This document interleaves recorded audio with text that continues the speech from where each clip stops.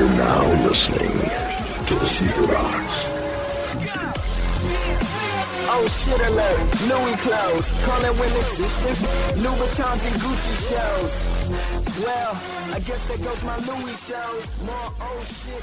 Yo, what's up, Detroit is definitely in the building via headphones, stereo, and speakers. This is your man's the African Caesar, and this is the Sneaker Box Show. Once again, we got a full house. We got the contrarian of the show, Geeno. What up, though? Then we got the deacon of the show, Guru. What's going on, man? And then we got the OG of the show, JumpmanBostic. What up, though? Yeah. So, on who? Stepped on my foot. That was before the show, though. No, so I got you early. Technical foul 22 white. Nigga got me fucked up. How you gonna? I mean, it's How you gonna? they do that in the NBA. They blow them late. They, you know. That was a late ass whistle. You get another one, you get ejected. Damn, on my own show. Like, I'm just gonna have to walk out and just let y'all host it. All right, cool. That sounded about right. Damn. All right. Just leave the phone so I can see all of the notes and all of that. All right, bet. All right. Yeah. Dang, tell me how y'all really feel. I'm flustered now. I don't even want to do the show now. Anyway, yeah, we got a full house in here. I got one story. So we kind of missed this story when it broke, but like we still got time to get into it. And that's the whole Nike StockX thing. We can get to that later because what was funny to me was the reaction to the ruling and how if you were looking at either reaction, you would have thought both of them won. And we all know that like there's no two winners in court, right? Very rarely do you have that. I mean, I can't even think of a situation where Family court, you might be. maybe, and that's if it's amicable. But as far as the lawsuit is concerned, like somebody clearly won and somebody clearly lost. And we can dive into the details later, but that's the story I definitely want to get into. But first, social media. Follow us on X at TSB_show. Follow us on Instagram at @TheSneakerBox_show. And follow us on Facebook by looking at the Sneaker Box Show page. And also follow us on TikTok at the @TheSneakerBox_show. And make sure to check in with your sneaker comments and questions by leaving us a message on our voicemail line at 313-444-8585. We'll pick out the best ones and respond to them on the show. I keep saying I'm going to do that, but I got to get on top of it. Guess we get right into it. 5 sneaker releases from the previous week. Number 5, we have the Air Jordan 1 Low OG Obsidian. I mean, it's a Jordan 1. I mean, you know. Well, you can't really, man, let me not say you can't ruin Jordan 1. As he said that wearing Jordan 1s. Exactly. No, I'm saying there's been some bad ones. It's not so much the Jordan 1s as that there are some bad Jordan 1s. Those might have been gifted to him. Yeah. Oh, he could say that. No, I bought these. Mm. But no, I mean, there's been some bad Jordan You got 1s. a rebate, though.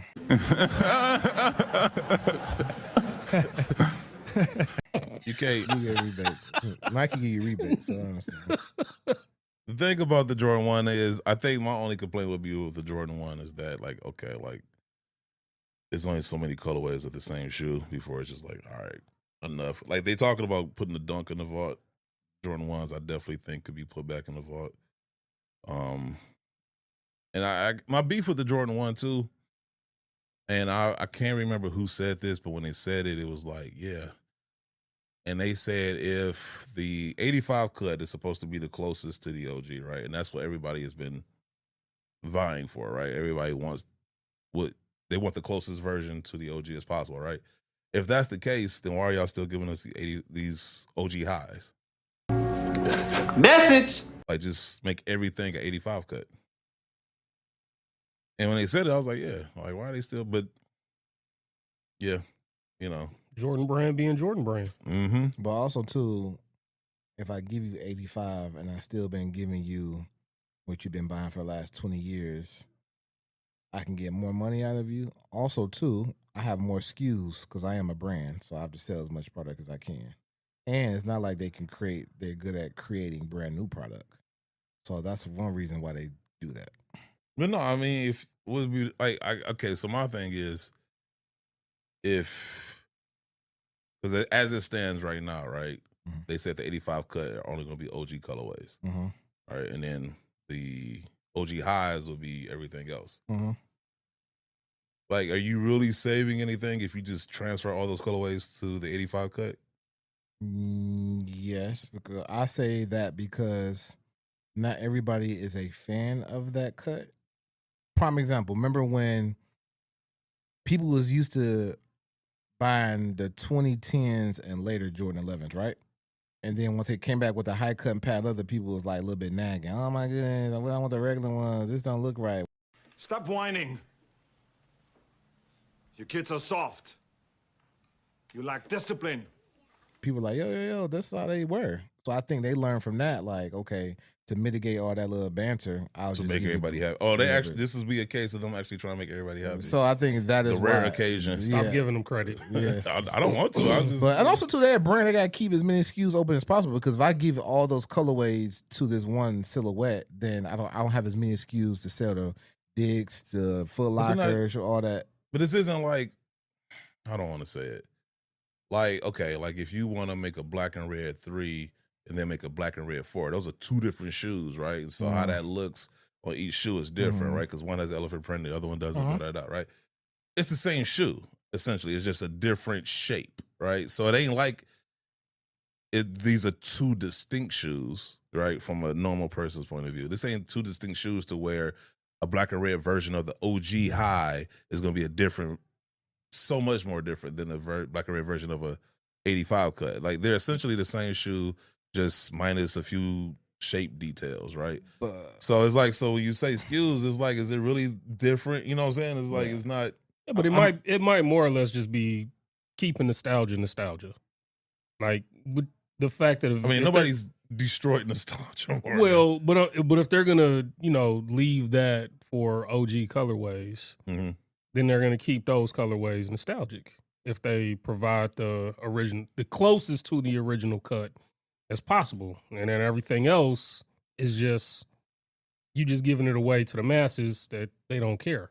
Can I make a prediction? But also too, they already did this with the Jordan 1 before with the OG lows and then the regular Jordan 1 lows.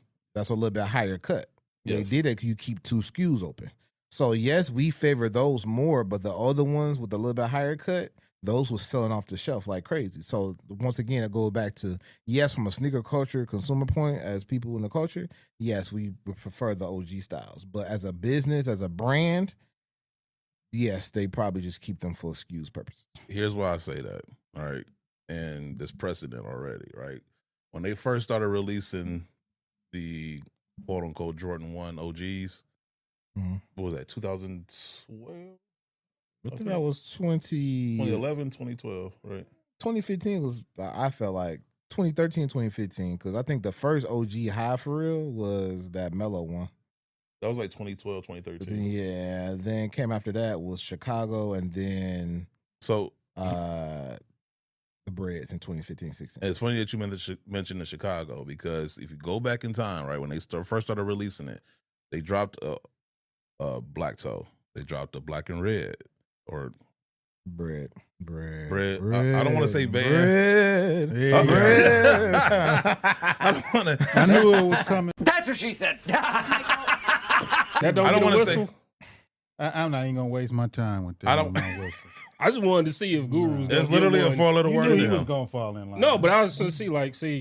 No, if I said, oh yeah, exactly. Yeah, oh yeah. My antics. I'm like Rasheed First he Wallace. said black and red. Listen, I said Then you bread heard first. him say bread. Yeah, I said I'm bread like first. Rasheed Wallace. He's dying to give me a whistle. That's right bread. Yeah, I'm yeah. Yeah, he's trigger happy. You already got one. The next one you right, get he you. ready to Yeah. throw me you out the game. CP3 Scott Foster. Yeah, right. Yep. Never won a game 7 with Scott Foster. I'm ready to spree well, y'all. My Damn. my antics are like a NASCAR. They have one seat in them. I don't need no company. My antics. But go ahead. But no, so like to your point, right? Go back to 2012 or 2013. I can't remember which year, but they dropped every colorway: the black toes, the black and reds. Like you said, they had the mellows. They even had some Celtics color, the Atlanta Hawks colorway. Mm-hmm. I forgot. I think it was a Carmine colorway. But there was a Lane. meaning behind those. Yeah. though, right? But so what was interesting about that is they had all the OG features, like the tag on the tongue and everything, Mm-hmm. except the Chicagos. The Chicagos were the only ones where they dropped. They had the Jordan brand branding on the tongue and everything, which I thought was weird because I'm like, if you've already released these in OG form, at least as of 2012, why not do that with the Chicagos? And I said then, don't be surprised if 2 or 3 years from now they drop it with the OG, branding. And sure as shit, I think it was like 2015. That's when they released them with the OG branding. And to me, that was just milking the Chicagos. It was like, okay, we can get away with selling y'all Jordan brand version and then the OG version. But then here's my thing as far as like shape is concerned. The 2012 shape of the OG Jordan 1s was different because like the heel counter was still the mid cut. And then if you notice, like if you actually have a pair from 2012 and you compare it to like the 2015, 2016, the height difference is different. The heel counter is different. Like the toe box is different. There's a lot of things that are different. The little wedge on the back is thinner and not as wide.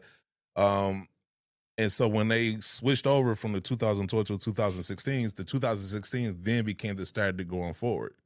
They didn't continue making both versions of the one, right? They okay, this is the new standard. So going forward, this is how we make the one. So that's why I'm saying like, okay, well, if this is the closest, then let that be the new standard the same way that the 2016 was the new standard. You get what I'm saying? That's why I'm having trouble understanding why they just don't do the same thing that they've done already. But you know what they could do with that? What's that? Come next year, just continue to drop OG colorways. But see, this is my theory. So same thing I said about the Chicagos. Because I'm not the only one that has an issue with the black and red, because I refuse to call them bad. The black and red ones that they just released. Now, some people are saying, okay, they are based on his PE, his mid version, which may or may not be true. I bet you money. I'm gonna give it about 3 or 4 years. I bet you they're gonna come with an even more closer to the OG black and red ones. I'm gonna give it about 3 or 4 years. I think they will. I don't think they can. Why they can't? This was as close. This Jordan brand, like what? This was as close else as can you they do? gonna get, man. I bet you money. This was 2 years. It took them 2 years to get to this point. So you saying it's gonna take them? This is where I call another 2 bullshit on years? that because I'm like, one, if it took you 2 years to come up with that version of it, because I know everybody's happy because I think it's better than the 2016. Do I think it's the best version we've gotten so far? Yes. Most I agree with that. definitely. But once again, like all the other versions weren't necessarily hitting it out the park too. Like, like people bought the 2016s, even though the 2013s was only 3 years prior to that, right? When they sold out, they did relatively good because that shoe has that type of impact. But I think with this one, I think like the heel collar, that thing is like a SB. The padding on there, that's not how the originals were. And so I think, even though it's the closest, I think this is what I think they do. Just like the Chicagos in 2013, I think they do just enough to say where it's better than previous versions, but not enough to where, it's 100% the closest. And they hold back just so they can release something further down the line. Like I said, with the Chicago ones, the 2013. All right, we could drop it with the Nike Air branding because we dropped every other one this year with the Nike Air branding, but we're not. We're going to give you the Jordan branding on this shoe just so we can drop it 3 years from now with the Nike Air branding, which is exactly what they did. I think they're going to do that. I think they're going to drop a higher cut black and red Jordan 1. I'm going to give it about 3 or 4 years. Well, as we know, there's certain things that they can't replicate anymore. Yeah. That they just cannot get the specs perfectly. Yeah. To me, I've looked at my OGs. Yeah, your comparison. And the heel and everything, as close as it can be. The materials aren't the same. They can't get the cut the same. They can't even get the Wings logo. Yeah, I don't know why on that's there weird to the me. same. If you look at it, it's But see, still bigger. Here's my than beef on with the that. originals. Here's my beef with that because I feel like they had it perfect. Like these 85 cuts prior to that version, from the toe box on back, I thought it was perfection. From the cut, the size of the swoosh to the height, the cut, I thought it was perfection. Only beef I had was the toe box because it has like this square. That's how my OGs are. My OGs are squarish. I know, but it's just like, I mean, It's somewhere like like those. that. Those are squarish. These look more like the 95s than like the 85s, to me. Mm. But that was my only beef. So it was like, so why deviate from that? Like, because you sold us on an 85 cut as being the closest, just to come back like a couple years now, like, oh no, really, these are the closest now. And it's like, I think they meant this. What? And let me know what y'all think. I think they meant on this black and red pair. This is the closest to the black and red, right? Not all of the. No, and I feel you on that. I'm just saying for context, this is the same people that sold us on one story just to admit that this was the real story, just to revert back to the old story. But they've been telling lies since the beginning. That's why I don't take them at face value. To be honest with you, they've lied to you and you still bought their product. He ain't lying. I know I have. I mean, so to me, that's like that show I didn't, but but I'm saying that overall we spent money on Jordan. No, here's the thing about Jordans. Lots of money. And I've gotten to the point now, at least in the last, I'll probably say since COVID, if I'm not feeling it, I'm not feeling it. Okay. No, like, honestly, I've gotten to the point now where I'm not just, there was a point in time where it was like you were so thirsty for an OG that it was like, okay, even though this ain't 100% up to snuff, it's better than if I didn't have it at all, it's better than not having it. Or if I did have it, and it's slightly better, then that justifies me paying $200. But I'm kind of like now, like the white cement 4s that are coming out. Right. There isn't too much of a difference from me to be like, okay, I'm gonna drop another $200 on those. Right.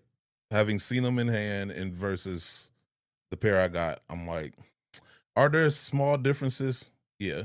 Right. The toe box is sloped more. Is that enough for me to be like, all right, I'm gonna drop another $200? I don't know. It's probably be two different types of people that'll go after. They missed the first pair. Mm-hmm. Oh, for sure. Case.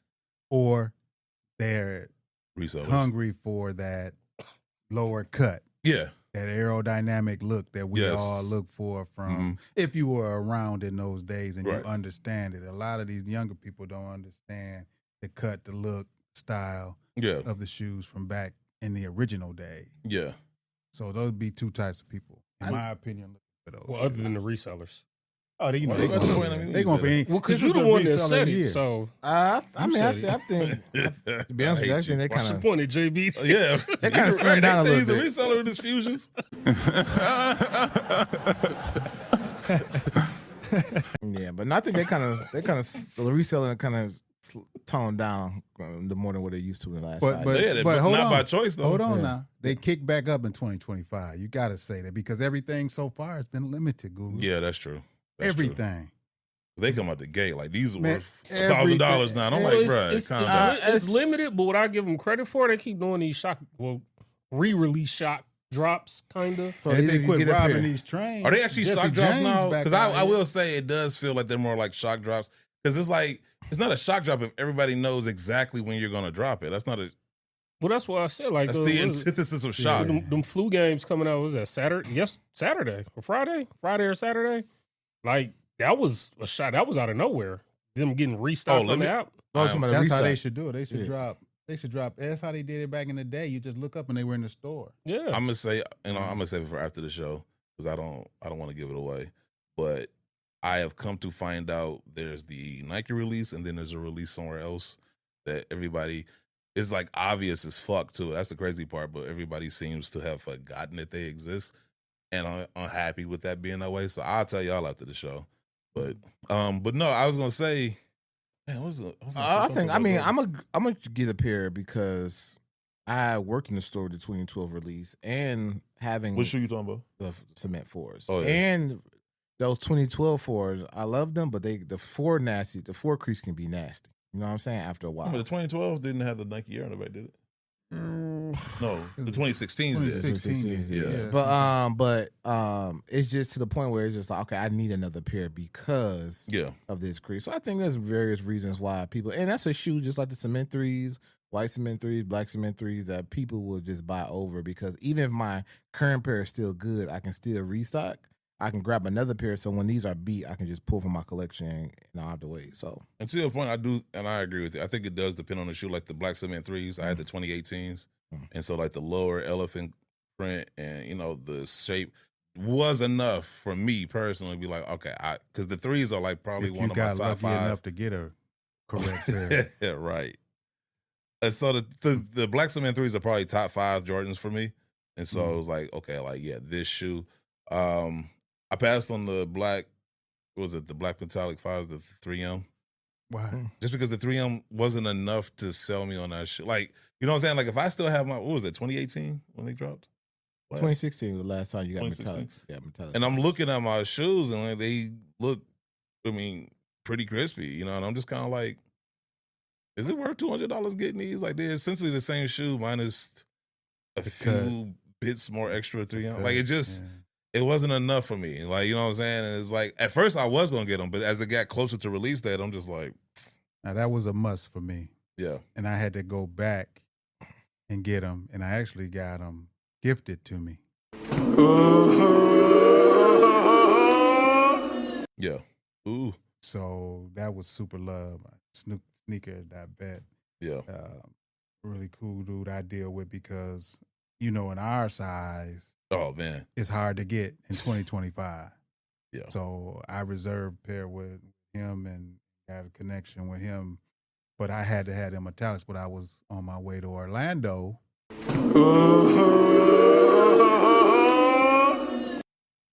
Because you couldn't get them here. Get them here. Getting flued out. And because people get those. people here didn't think you could you were worthy for a pair. Right. Yeah, I missed out on those. Who was that guy? Message. Right. But I had to have them. It was just something about them. I had to have. Plus, I think it was the white laces too. And I knew the meaning. I knew the meaning behind the white laces. Yeah. No, I'm being a dick, but I when aren't you? Even with the no, because, and I get it, you know, like to each their own, and that's why I tell people, like I was having this conversation yesterday just about like individualism and how back in the day, like yeah, everybody went after like the hype pairs, like that's always been a thing, but I felt like there was more individualism because you always had that guy that was like, okay, he wasn't into Jordans, but he's into Air Maxes, so that was his thing, like you know what I'm saying, or this person was into this shoe and that shoe, and you know because. I don't think I ever heard anybody complaining about shoes sitting in 1998 or 2003. You know, like that's a new thing. And so, and I think that has a lot to do with everybody just going after the same type of shit. Or who started to get more involved in the sneaker culture and who became that too. The face of the sneaker culture, or the poster child of the sneaker culture. Itself. I think that's kind of contributed to that as well. So, I know, 100%. So that's what it is. Message. So being in that industry, and last year 2024 was so many shoes that they released that they thought wouldn't sit that sat. Don't you think it's a difference in 2025 with what they send to each store? I believe that the reason why they're selling now because you're getting more original colorways, which is something we were back in the basement. Me and him was going back and forth, which I was saying like, hey, that's the only thing that really sells is the original colorways. Yeah, we got to add that to my direct to consumer win list too. But that and they also kind of scaling back a little bit, but I think they kind of like nickel and diming you, right? So they probably made 1 million pair of flu gangs, but we're gonna put out 100,000 pair. Then let the hype build up. Then we're gonna hit you with a restock. So they probably came nickel and diming to see to kind of do it. So hey, we ain't gonna flood you like last time, so you can't say it's sitting. But every time I restock and it sells out, that shoe, that interest stretches the shoe. It's almost like an album release, right? Like okay, I got Big Pimpin', but after Big Pimpin', I got Is That Your Chick? Yeah. But I'm gonna keep pushing Big Pimpin'. Then once Big Pimpin' down, I'll give you Is That Your Chick?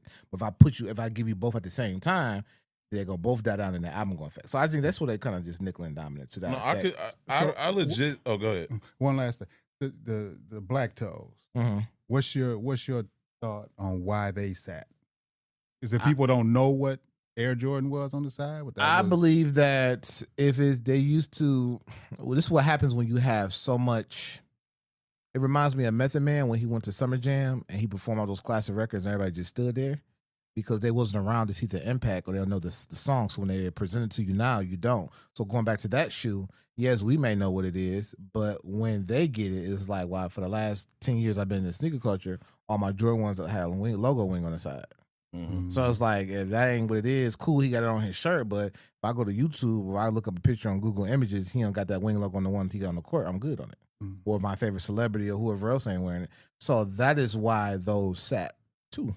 But they ain't do a good job storytelling with those, but they tell a stupid story. Maybe they should. And With to the be black honest, and red pair. but there's also that. But I see, think here's the all thing. in on But them. see, They should have flip-flopped it. Here's my thing, because I had a conversation with somebody, and I kind of sort of agree, but I will also add in, like, there's a level of psychology in everything, right? And I think to some degree, like, because I brought up the Tinker 3s, right?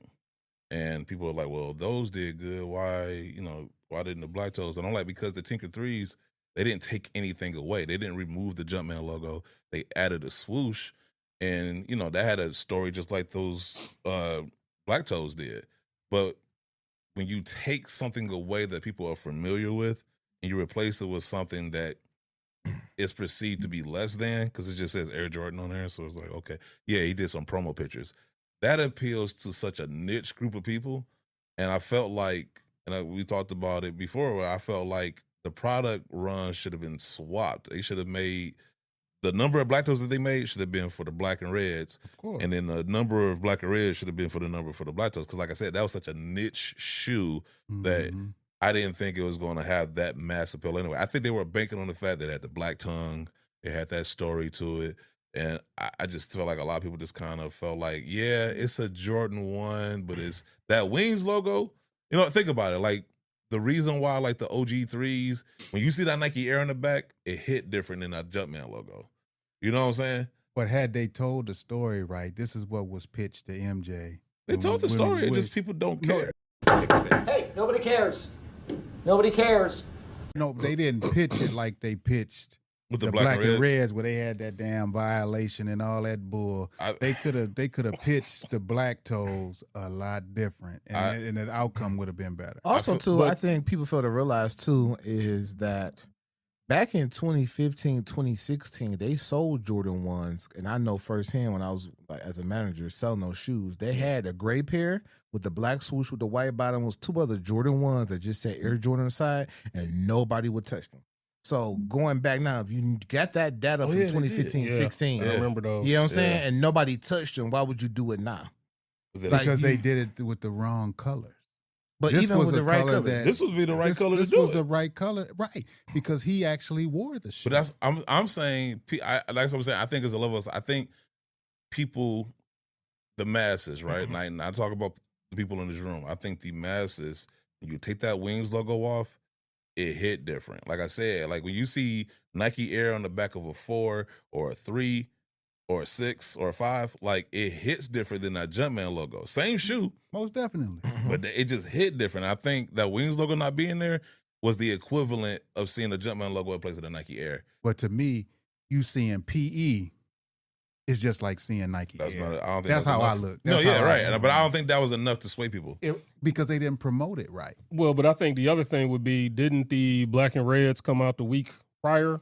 Yeah, the Black Toes. Yeah. So I think that also played a part into it, because you had too close together. Well, no, I think because they were shook, because they were supposed to come out the year before and they got shook. Right, and I think, like what you said with the masses, you had the mass population of people that they wanted the black and reds because that's all that they were hyped up for. Yeah, and then when those dropped in such limited quantities, I mean, it was almost like hey, you couldn't get this, so we're going to offer you this, and I think like people they boycotted it. Well, that's what I was going to say. I think people turned their nose up and they was well, that's not what I wanted, so I'm not going to get them. I think, and that's what I'm saying. I think a lot played into that shoe, to what your point is. I think, one, when you talk about storytelling, Jordan brand is as great as a brand as it can be sometimes. Sometimes they suck at storytelling. So it's like, even when y'all do drop a story, it's like a little too late. 2, I think a lot of people were pissed off about the ban, the black and red ones, to the point, and I think Nike thought, okay, or Jordan brand thought, okay, if we limit this, then the people that missed out on that are going to rush to get this just to, you know what I'm saying? Because it's like, you got $200 burning a hole in your pocket, so you're going to get something. So you couldn't get that, I'm going to get this. I think they overestimated that. And so I think there was a lot of blowback by how the black and red ones released, to where people were like, I ain't buying those. Like, fuck it. Like, so why won't you call the fake band ones, not the original band ones, the B word? But you call them black and red. I call all them black and red. Like, now that we know that the airship, no, I'm saying, like, now that we know that the airship was the actual band shoe. But you still called the recent, the 2009s? No, you still called the 2025s band? The B word. Yeah, by mistake. Like, if I'm conscious of it, I'm calling them black and reds. But yeah, I might slip up and say it, because, like, I mean, they got, like, what, 40 years of them calling it band, so it's... Yeah, that whole story... It's bullshit. He ain't lying. That's the first time they try to spill it over to them Space Jam 11s in 2018, which we're rarely playoff PEs. Yeah. You know what I'm saying? Like them, and they try to get off one more time by calling the Chicago Nines and Space Jam Nines. They are not. So they try to get out. They try to get out. Oh, I forgot about that. Yeah, they try to get out of that off. They were Chicago's until Space Jam. No, here's the thing. I can forgive the Space Jam to a degree because he actually. Now those are banned. Yeah, because remember those are banned now, right? Those are banned nines. Yeah, because he's wearing the because they banned him on the statue. Yeah, there you go. Yeah. But no, like this, because technically he did wear those, but those weren't the release pair that we got. And was that 2001? Mm-hmm. So there, I could kind of forget that, but yeah, the Space, I refuse to call them. So are those the Space Jam 2s because what's the name came out and played in them? Sure, could be. What's my man's name? Bill Murray. Bill Murray. Like Space Jam 2s now. No, they the Bill Murray. Right. He didn't wear them in the Space Jam first. He wore them through his ads and stuff because Space Jam came out, 95, 96, right? Yeah. And the Nines came out in 94. So he still wore them way before the movie. That's my point. Like, they were Chicago's before the movie. Well, that's what I'm talking about, the Nines. But yeah, then once the movie came out, now everybody wants to. But here's the crazy thing about it. The movie came out in 96. You retro that shoe probably twice since then, right? The Nines. I'm talking about the Nines, right? And it's only one time that you called them Space Jam. Yes, and you waited to 2016 to call them Space Jams. They're ignorant. That's ignorant. But to my point, that was storytelling. Like I said, you tried it. What you did was you tried to take the momentum of the Space Jam with them 11s, the playoff PE 11s. That's how I'm gonna address them because that's what they were. You just put Space Jam marketing in them to sell them, and you just try to take some of that momentum and push it over the Nines to sell them too, because that shoe came out a week or two before around the 11. So it was okay. If you can't buy these are still Space Jam shoe. Buy these too. That was kind of their play on it. It was just like, no, it's like he didn't even wear this shoe. Like y'all, the 2000s. Actually, the Black Concorde. Yeah, that's what they really right. That's what they really are. Concord, so they could he could be in compliance with the NBA. It wasn't like the 2000s is what you should have done. That movie came out in 96. 2000s when the Space Jam 2001 when the Space Jams came out, the 11s. They said Jumpman Jam on the tongue. Yeah. You should have did that. You should have did it then because guess what? That'd have been chef's kiss. And you could have increased your DVD sales of that movie. Because Universal, whoever owned the rights to the movie, would have signed off on it because now people would have bought the action figures, they would have bought the DVDs. You know what I'm saying? Yeah, I was going to say it could have been any royalties paid. That was such a that would have been. That's the time to do it. But see, that's how you. This is what I love. And then he come back to play for a year right then and there. Yep. So just like he came back in the movie to play, you could have just. This is what I love about editing the show. Sometimes is that stuff gets like drilled into your head, and like he was saying on the show we just posted, where he was talking like who said it like got the cheat code, but it was like, what's the point of having a cheat code if you don't have the right person in place to push the button? Push the goddamn button. Push the goddamn button. You heard what she said.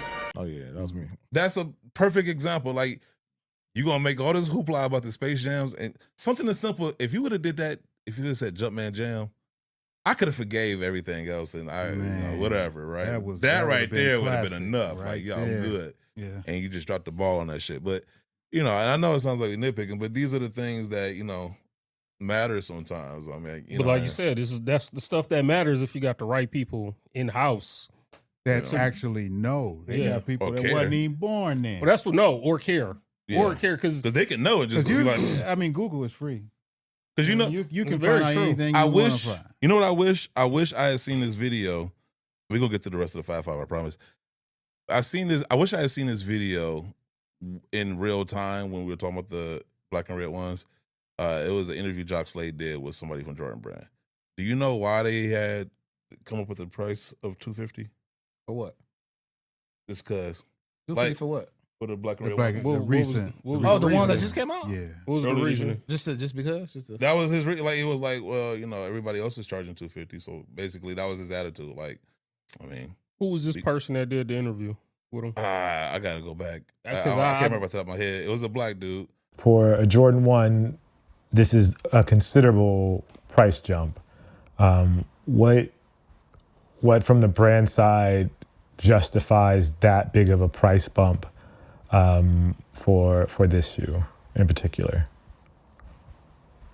It's, I think, a nod to the level of intention that went into the product. So the amount of time, effort, obviously the materials, which are elevated, the packaging, which is slightly elevated. And if we look at the competitive landscape, there are people that charge much higher prices for fakes.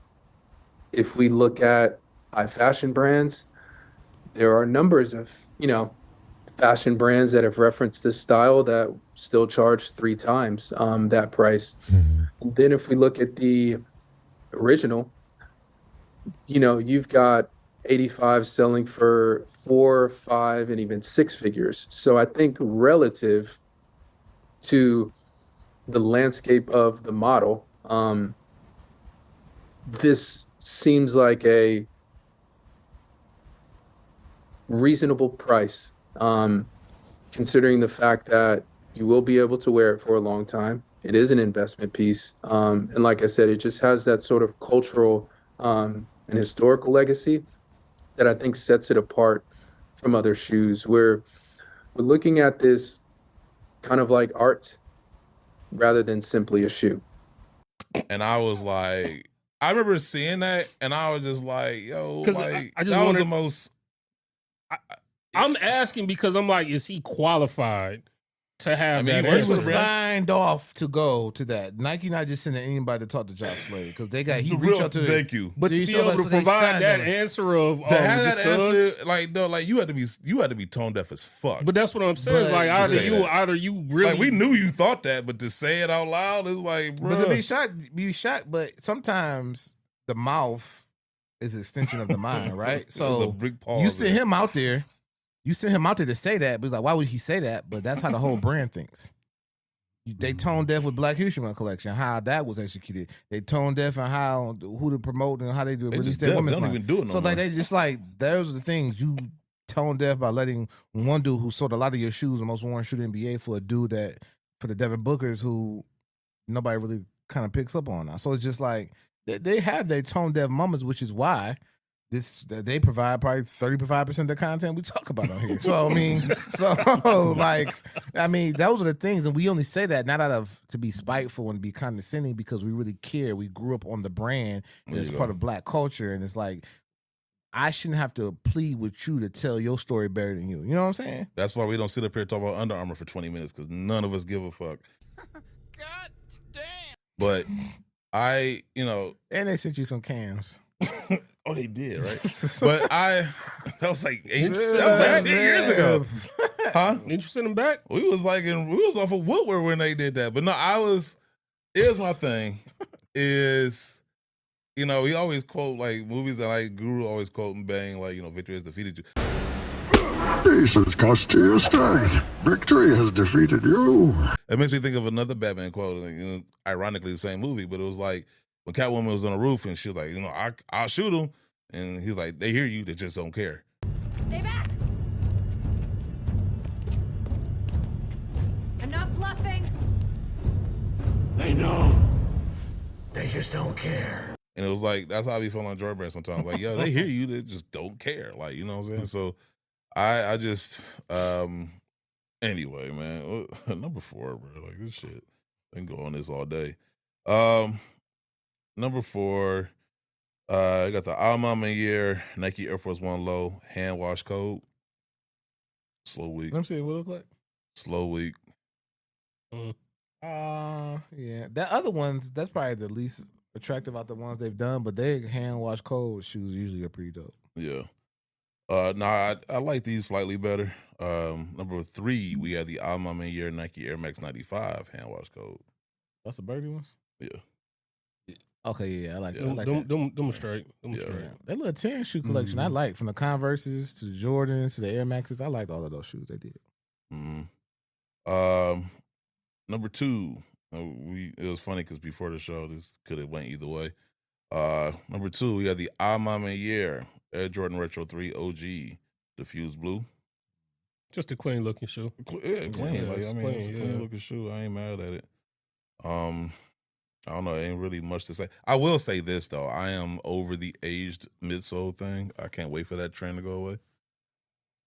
I don't know. I don't know if that will go away. I hope so. Just give me a clean. It's like auto tune to me. Like please, somebody. I say that, but as I have a pair of them LeBron St. Vincent St. Mary Zoom Generations, the outsole part is yellows.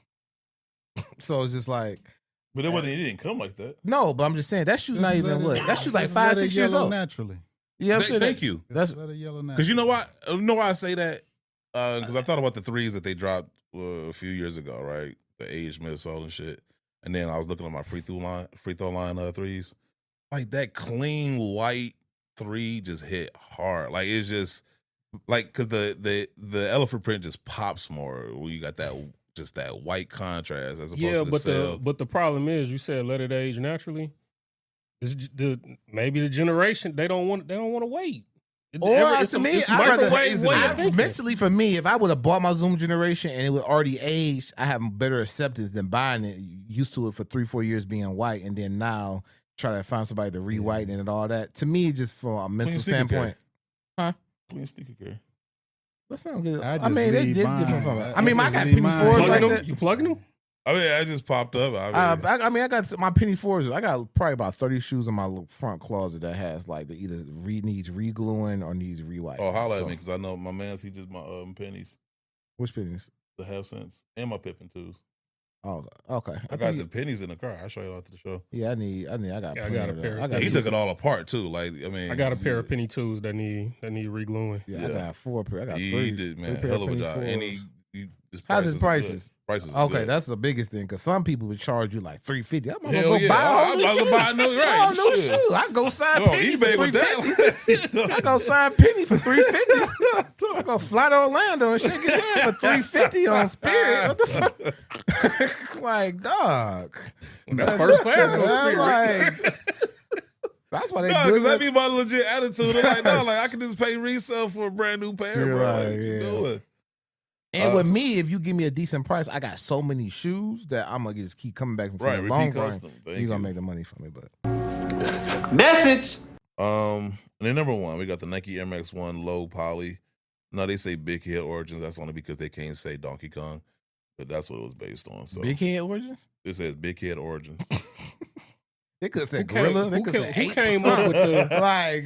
Who came up with the name then? Hey, Big Head. Big Head. All right. Hey. That's when you try to check back in with somebody you ain't talked to in a minute. Hey, Big Head. You busy? What you up to?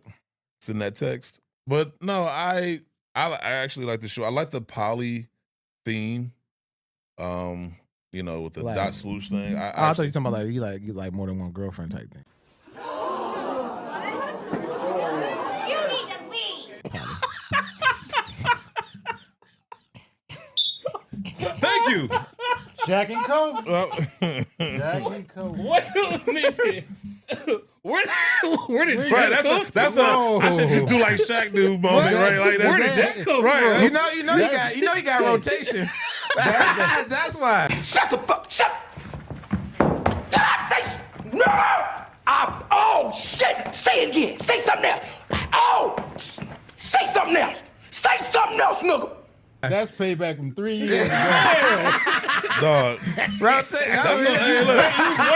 That's some D'Angelo Russell shit right there.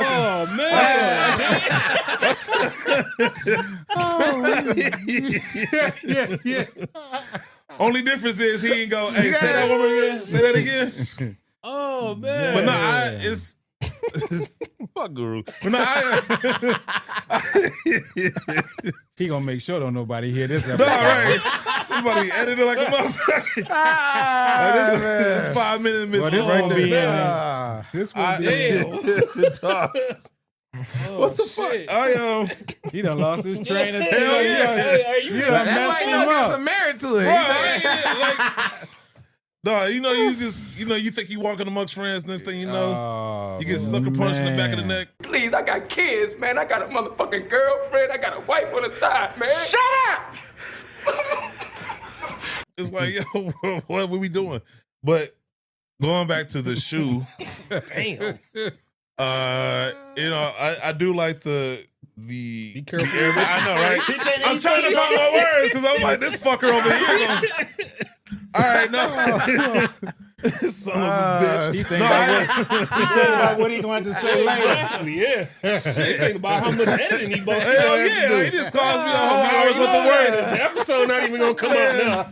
I gotta find this part of it. What time is it now? Hey, you need mentally timestamp. Hey, look, this gonna be a DVD extra. Like this. Oh man. Fuck, but no, this Air Max, this version of it. Now you sound like a Yelp review. I hate this nigga.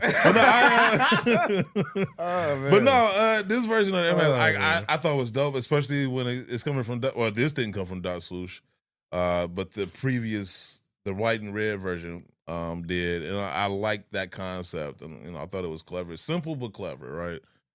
And so this is just an extension of that. I saw that they had and I don't know if it's true or not, but I saw they say they're gonna have a GoldenEye theme, Air Max, and I'm like, yo, if that happens, I'm there. If there was ever a game I played to death, What they gonna call it? First person shooter? no, they playing off the whole big head thing. So you know, on the GoldenEye, you could, there's a big head mode. Yeah. So they're going off of that again. That's what I saw. Now, you know how the internet is. Everybody's just throwing out ideas. Out of all the stories that can be told on the shoe. No, honestly though, I'm not mad at that because if it's going off of the old pixelated games, then of course they're gonna go, base it on those games. I ain't mad at now if they do a Mortal Kombat or a Street Fighter one.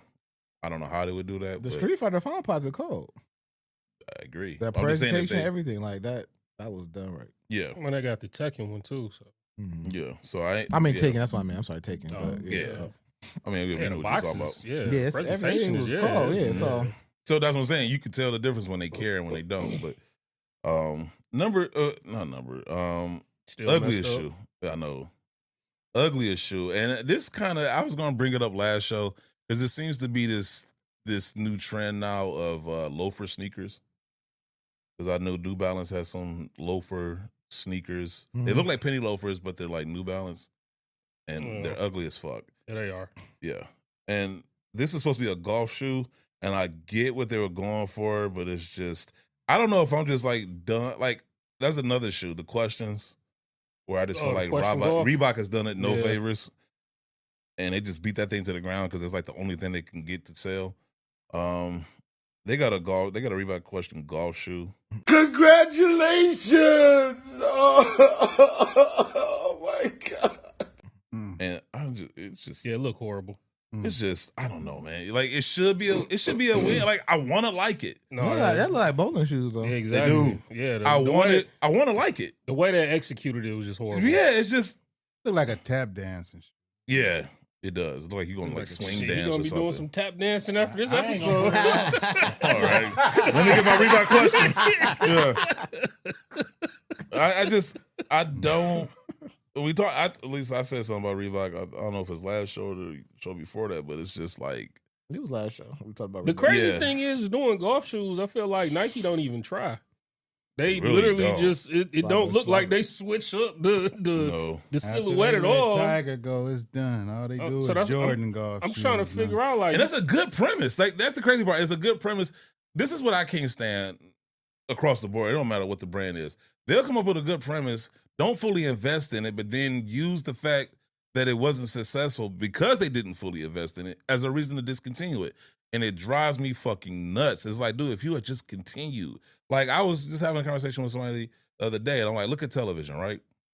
The Office. one of the greatest shows ever on television, right? Mm-hmm. You know, it was almost canceled twice early on. No, God!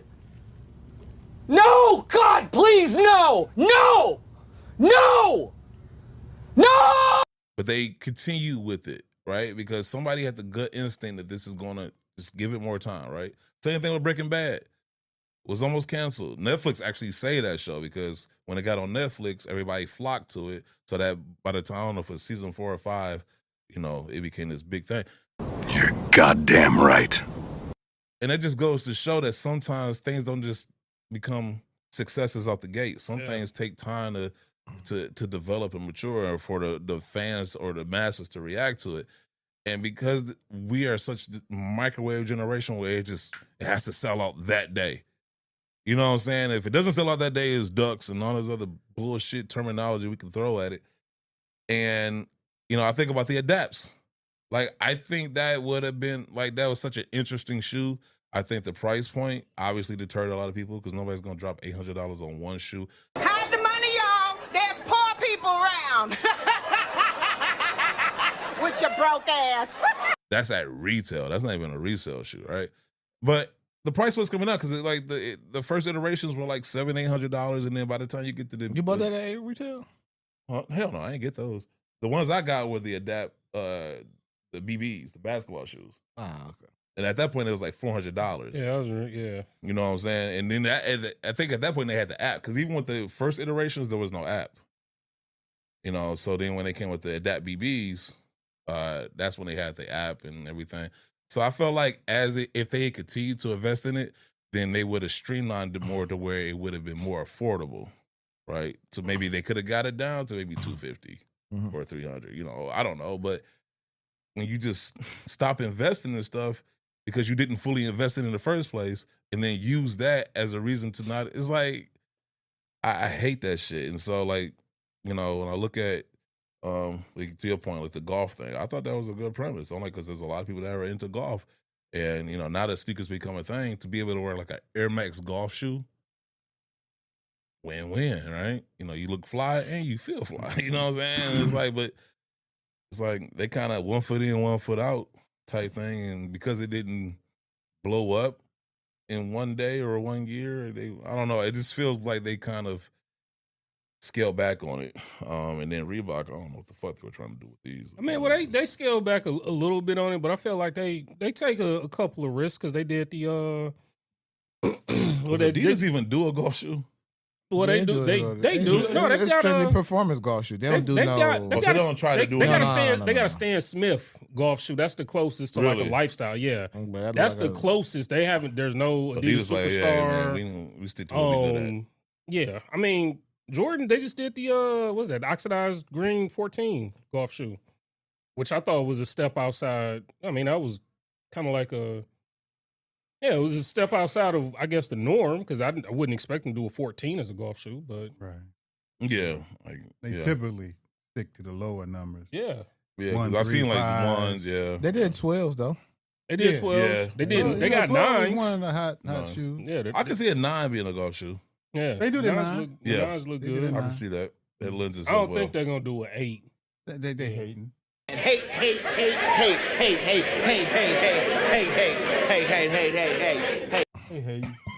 Everybody hating on the great. Now, we would do this shoe, but we know JumpmanBostic. I just think the 1 makes sense. They're gonna make an 2 makes sense. The low top 11s make sense. Low top 9s because that's like more closer to a normal golf shoe silhouette. So when you start getting into bulky shoes, like a Jordan 15 golf shoe, that would be like wouldn't be performance satisfying. You know what I'm saying? So, you could do a what's that? A 16 low. An 8 low would be dope. Yeah, I can definitely see a 16 low. Oh, you can't see an 8 low. You gonna ignore That's because I know you want it. You gonna ignore that.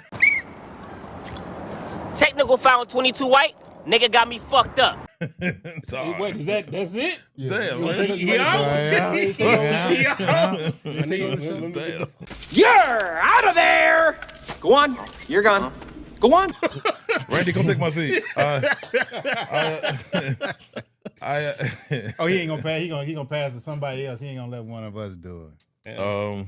But What kind of head coach are you, man? Man, look, I gotta go to the end of the bench. No, you know. But no, my thing with Reebok is, and I understand the position they in, right? Where, you know, you kind of have to be, you can't afford to take too much risk.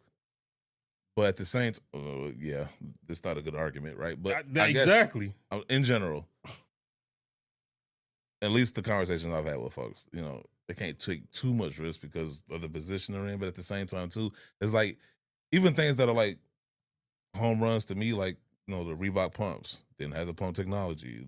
I talked about it last week. The was it the Answer Ones? Answer Ones, DMX. The DMX tech. It's like, dog, come on, man. Like, well, again, I told you, I thought the biggest thing they could have did was instead of out the gate just giving Angel Reese her own shoe, just give her low top questions. I mean, but let her wear those. See the shit they've been designing. Like, I don't know if I would trust my designers either. But here's the thing: I had to don't blame her for saying I don't want to hoop in a low top question, especially when I don't blame her when either. we don't got no he looks. But look at her shoe anyway. Her shoe was a low top. Well, I'm pretty sure it probably got a little bit more cushion in the insole. What I'm saying is, it's not like they couldn't. No, have I tricked her heard shoe. As far as the engine is both of concerned, them gonna be. If I got a shoe that's dope, but with no technology or ugly shoe that's comfortable, as a player whose availability is how she gets paid, she gonna pick the performance shoe. Well, but I would figure that the brand would make sure to at least pimp her pair out that she's, you know, on court wearing. It's Reebok, bro. Like, these are the same people that fumble Beyonce. But here's the thing: Adidas set them up. No, Adidas did set them up. Adidas, my bad, Reebok. They using this other, yeah. But they did themselves no favors though either. Because why would you have Beyonce and not do your homework and then show up with a bunch of? No, she could have signed with somebody else too that we know about, and she didn't. That's true. Here's my thing though about Reebok, and it's like, you know, at some point you're gonna have to take a risk. You can't just come and just keep dropping shells of Reebok questions and shells of Answer Ones or shells of any Iverson shoe without the tech and then think that's gonna bring you back to prominence. That's not gonna happen. He ain't lying. Like, you're gonna, and I actually was fortunate enough to have a meeting with the founder of Reebok, was that last week? And so, you know, You about to get signed? For me? Yeah. They ain't got the money. You can't afford me. Point is, they even the disrespect. Even he you saw, will always be. You will forever be worse than me. You know that. You will forever I'm be just worse honest. than me. I'm like Listen. distant fifth. You'll be forever worse than me. How much would it take to sign you? I'm not talking about the show. You got to take 4,000 sheets of meth, go for 10 grand a pop, times that plus gas, and you know he needs severance pay because he got to leave his daytime job to come be a full ambassador for Nike. So what you say about 1.5 mil get you out the game, Ghost? They ain't got that. Ghost? They ain't got it. They ain't got it, bro. Not to spare. And I think, and to Reebok's thing too, I think everybody fell into this trap of, if they paid you more than your main job, would you leave? That's always been my thing. Like this is not a brand. Like, it don't matter the brand. Can't say. No. No, look, I've always said, because I've worked too hard to get to this point. So for me, it at least has to be a lateral move. I'm not taking any steps backwards. Right. So if it's not going to be at least what I'm making now, and I'm not talking about just pay, I'm talking about benefits and everything, bro, I'm not have zero interest. I think Reebok could afford it. Well, we'll see. But you got your Wagoneer gonna have a Vector logo on it though. You cool with that? I mean, shit, they paying for it. Here's my thing though, is I think a lot of brands fell into this trap of everybody's trying to find like that, because you saw what, you know, the juice Rihanna gave to Puma. We obviously saw what the juice that Kanye gave to Adidas. Like, and so I think Reebok was like, okay, Cardi B, you know, like, I remember I was like, no. No, God! No, God, please, no! No! No! No! I did not see that having any juice, and it didn't. It really didn't. At least it didn't have the, like, I think maybe the first pair, maybe, but like after that, it just nose. She didn't really wear that shoe a lot, or be seeing that shoe a lot, far as outside of photo shoots and press runs. That like part. Rihanna, you could catch her wearing that. Paparazzi can catch her come out the store wearing that shoe. You know what I'm saying? Plus she's fashionable. Not saying that Cardi, she's not on the same level of like a Rihanna in terms of fashion sense. Like, oh, fuck no. Yeah. So like, that Rihanna having a shoe or having input on design elements, that makes sense. Cardi B. It just felt like she just kind of was there for the photo shoots and slapped her name on it. Rihanna felt more hands-on. And you plus, can see. And that's probably plus her what label, happened. plus who she was signed to was also running or pushing most of the things at Puma. So like Rock Nation had a lot of Puma artists. So then also, so you got the person, if I'm working on my album with you and I'm working on my shoe with you, there's familiarity. So we know that we put out quality product, whether it's music or fashion. So when when Cardi B didn't have that ecosystem, it's just like, it felt like. But you know what's crazy now I'm thinking about it? Like, as we talked about a couple shows ago about like Nike losing women, how to get them back. It's crazy to me that like Puma, like for a good, I would say 3-year window, they was doing pretty good with women with Rihanna. I'll say 5 years. See what happens when you put a woman in charge of a women's category? It's crazy, right? Hey, hey, ho, ho, this penis party's got to go. Hey, hey, ho, ho, this penis party's got to go. Hey, hey, ho, ho, this penis party's got to go. 2013 to 2019? Yeah. Like, yeah, a nice long run. You know, I'm like, and it's not like she was putting out anything that was like revolutionary. Like, essentially, it was a bunch of same silhouettes that they had. Yeah. There you go. Like, it was the silhouettes they already had, and just slight tweaks to them. And you know, man, and the thing is like, you know, as a man, there's gonna be certain things that not gonna come across my radar that's gonna be in a woman's mind, right? So it's like, to your point, she had that touch. So, you know, she was able to come in and put her touch on it, and women related to it, and it did numbers, it did well. And it's just, she was hot at that time. Very much so, yeah. She was real hot. But it was crazy. I read in the comments, like somebody was like, well, Serena, you know, she's like this athlete and she was never a girly's girl. That's besides the point.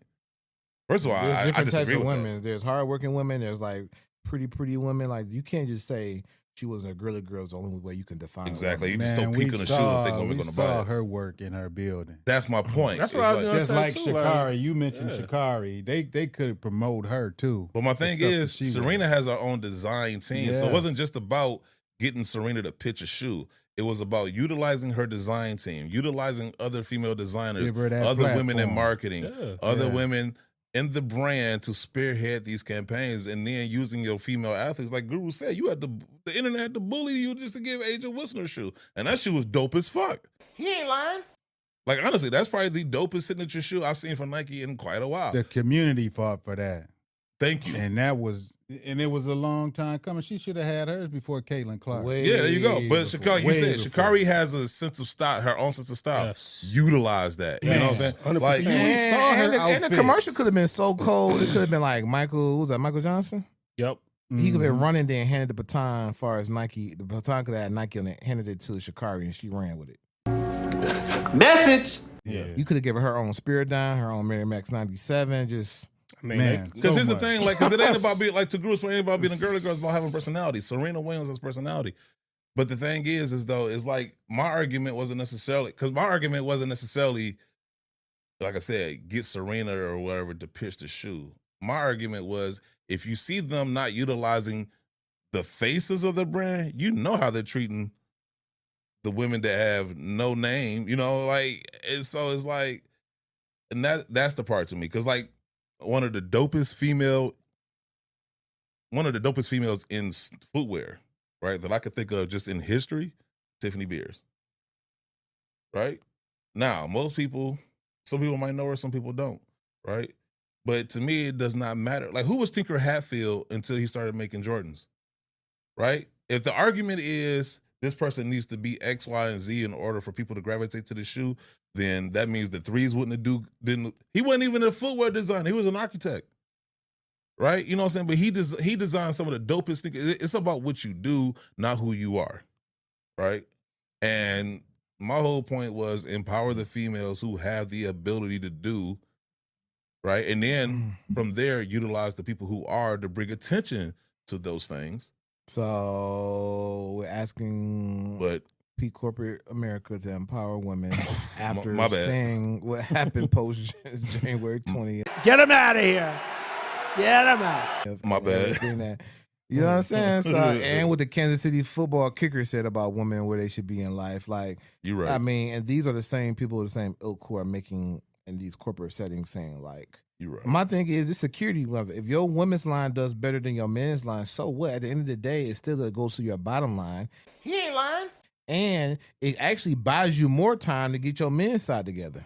And to do plus some women buy revamp. more. You know what I'm saying? Like you got to be able to like use that. You could do a Women's History Month where you could say, you know what, we're going to, outside of Nike Day, we're going to call ISO for Women's History Month. We're going to drop all women releases. We're going to drop women's apparel. This is going to be y'all month. We're going to get back to y'all. They're going to be in men's sizing so the men can support. But like you could have done so many different things for that. You could start the year off Black History Month, then Women's Month, to take up, like, it's so many different things you could have done for that. So, I mean, it's just disappointing to see that people who go work 9 to 5s care more about or more enthusiastic about telling stories and empowering people than the people who work at a company who has the position of power to do so.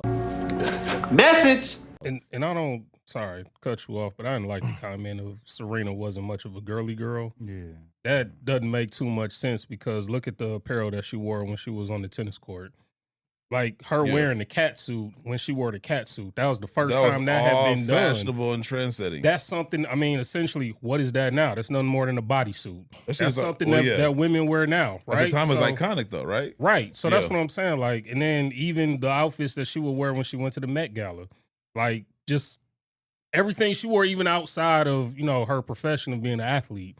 Yeah. I don't get the whole. Yeah, I didn't understand that comment either. It was kind of weird to me because I was just kind of like, is that your like? I think sometimes people need to get outside their personal views and like, you can objectively not think Serena is a girly girl, but subjectively you have to give her like. So, for example, right?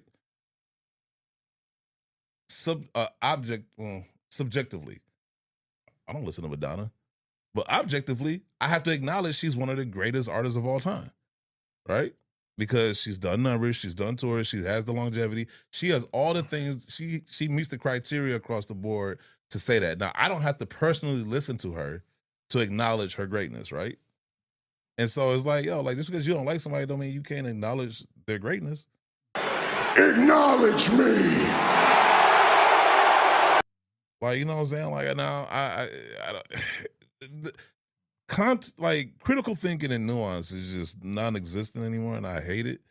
But I do want to get into the StockX thing. So sneaker news, because this StockX just has a way of just being sometimes, and it annoys me because I think about the time where they acted like they were hacked. No, they what was it? They had everybody thinking it was an update that they had to do, only to realize that they had been hacked, and they kind of like danced around it. And I don't know if they ultimately admitted or not, but it was a whole bunch of bullshit. Didn't they admit to it? It was about months later. Yeah, I want to say. Yeah, I want to say they did. I can't remember at the top of my head. And then I remember during COVID, they, you know, because at the time only things that were open like were essential, like hospitals and clinics and stuff like that. But they were trying to fight to say that they were essential. Like they need their sneakers. Like no, like. But I feel like in the interest of fairness, you got to start from the beginning to understand how we got here, right? So I did my research, created a timeline, right? So we got to go back to February 3rd, 2022, where Nike filed a trademark infringement and dilution and unfair competition complaint against StockX in New York federal court, arguing that StockX was minting NFTs that made prominent use of Nike's trademarks, marketing those NFTs using Nike's goodwill and selling those NFTs at heavily inflated prices to unsuspecting consumers who believed or are likely to believe that those investable digital assets, as StockX called them, were in fact authorized by Nike. Now, this is back when the NFTs were becoming a thing, which we all agreed was the stupidest shit ever. That is without a doubt the dumbest thing I've ever heard. You are a fucking idiot. Like, you're paying for something that may or may not exist in the internet, blockchains, blah, blah, blah. Nobody gives a fuck, right? Somewhere Dunks is fucking having a seizure. March 31st, 2022, StockX filed an answer to Nike's complaint in which they argued that they are not running afoul of Nike's trademark rights by offering NFTs to track ownership of frequently traded physical goods. Pushing back against Nike's trademark claims, StockX argued that consumers are made aware that they are purchasing physical goods, that StockX has authenticated, that StockX is storing such physical products in its vault, that such physical goods may be traded via blockchain and traded using a StockX branded Vault NFT, and that the Vault NFT may be redeemed for the physical goods themselves. As such, no one has been or could be confused as to the source. Beyond that, StockX took issue with Nike's position that resellers of products are legally prohibited from accurately describing the physical products they seek to trade in the digital world, which it argues is contrary to trademark law. Here's my beef with that already. One, why StockX even thought that they could make a Nike NFT is the dumbest shit I ever fucking heard in my life. You people are idiots! That's the what a joke! Because it's like, look, you can dance around all you want to. Like, if I don't know, I'm trying to think of an example, right? If I don't, okay, in my mind, if you're going to try to sit there and say NFTs are something that you can own, right? That doesn't make it any different than music or other tangible goods. And if I can't take somebody else's music, if I can't take somebody else's logos to make clothing, right? Why the fuck do you think you could take somebody else's trademark designs and logos and sell NFTs? I don't give a fuck if you attach them to a physical product, right? Like, to me, it's one thing to say we're reselling shoes, right? Because you're just a marketplace, right? So, of course, you know, you're going to promote the fact that you got this Nike on your shit. But when you create NFTs, that's different, because you're not creating the shoes. You're just a platform for people to come and buy stuff. But you're creating NFTs and then trying to circumvent it with, oh, but they're attached to a physical product. They're going to be in a vault, and people can and may or may not get the physical thing, blah, blah, blah. And it's like, and then it's the crazy part, because it's like, okay, this is the part that kills me, is the resellers of products are legally prohibited from accurately describing the physical products they seek to trade in the digital world. If the shoe is in a vault and I'm trying to sell my NFT, thus, therefore, English, motherfucker, do you speak it? selling the shoe that's in the vault, and I've never had the tangible product, then how the fuck can I describe it? I don't know the condition of the shoe. I don't even know if it's the right shoe. Like, I've never had it. I'm taking, I guess, StockX word, but once again, this is the same company that said they weren't hacked when they really were. So I don't know if the word really means shit when it comes to face value. Oh. To me, from the jump, this was the dumbest fucking thing that StockX, because it's like, why? First of all, you're going up against Nike. You ain't going up against Reebok. God damn. You're going up against Nike. So it's like, still can't get Reebok back. I'm sorry. But he had a meeting with him. Here's my thing, though. This is years ago. But my thing is, I thought you said it was this week. No, not this week. This week. No, not this week. I had meetings with Reebok. I still talk to people that work at Reebok. Meetings, plural. So there's a difference. Like, when I say meetings with Reebok, like official capacity, that's different. If I'm just talking to somebody I know that works there, that's not a meeting. That's just me kicking it with somebody I know. But the whole NFT thing to me was the dumbest thing, because I just thought, this is a no-win situation for StockX. All you're doing is poking the bear, all right? Like, it's Nike, first of all, and we all know how petty Nike get. Like, but also, Nike've also done business with them. They released numerous shoes to them. They did the LeBron Zoom Generations. They did the Oregon shoe. They did an Oregon shoe with them or something. Yeah, I think they did the Oregon shoe. So you've done business with them, so you know how they get down. So it's like, I done business with you. Now you're gonna spin the block and say, "Oh, y'all bold." But it's like, was we bold when you knew what we was about from the get go? What, StockX? Yes. No. I don't think Nike had a problem with the resale part of it, right? But Nike was willing to turn a blind eye to that shit. I think the NFTs is where it's like, all right, you're doing too much. But the resale, trademark infringement. There you go. Yeah, but from a Nike point of view, cool, that too. But the reselling also affects your business. Not really, because you got to think about it from a Nike standpoint of view. Nike's looking at it like at the time, right? You got to go back like to 2022, even prior to that. The resale business is what added value because you see Nike products going for $500, $600, sometimes even $1,000, which is why they feel comfortable raising the price. Okay, we see y'all willing to pay $500, so this $150 shoe, so now it's $200. He ain't lying. Right? So it added value without them having to do anything. It's just, okay, cool. So I think it was I don't want to say necessary evil, but it was one they was willing to live with. I think when they did the NFTs, that's when Nike was like, all right, y'all doing too much. Y'all crossing the line now. We let y'all slide with this shit, because, we were both benefiting. With the NFTs, only you benefit from that. And it's our shit to begin with. So yeah, I mean, it's almost like probably what they should have did is maybe they should have went to Nike and tried to partner. Yeah, like you ain't gonna sign up on my song and then not give me my cut, bro. What we doing? You know what I'm saying? It's like, yeah.